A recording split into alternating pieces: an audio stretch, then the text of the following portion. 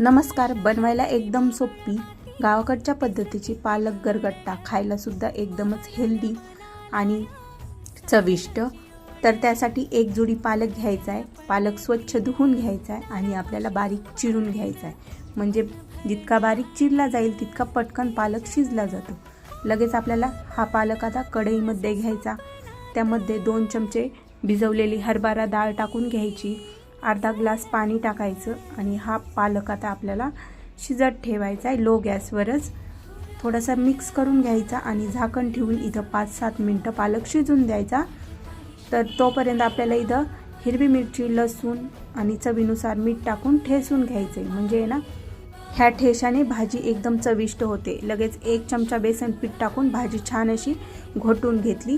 आता एका पातेल्यामध्ये भाजी काढून घेते आणि लगेच आपल्याला आता गॅसवर कढई मांडायची. कढईमध्ये 2.5 चमचे तेल टाकले, अर्धा चमचा जिरे टाकलेत, लसूण ठेचून घेतलेला टाकलाय म्हणजे भाजीला चव छान येते. आणि त्यानंतर लगेच हिरवी मिरची आणि लसणाचा ठेचा टाकून छान असं आपल्याला परतून घ्यायचं आहे. आणि छान परतलं गेलं की लगेच हटून घेतलेली भाजी आपल्याला ह्यामध्ये टाकून छान मिक्स करून घ्यायचं. आणि आपल्याला किती घट्ट पातळ त्यानुसार पाणी टाकून घ्यायचं आणि थोडंसं मीठ टाकायचं, कारण आपण अगोदर सुद्धा मीठ टाकलेलं आहे.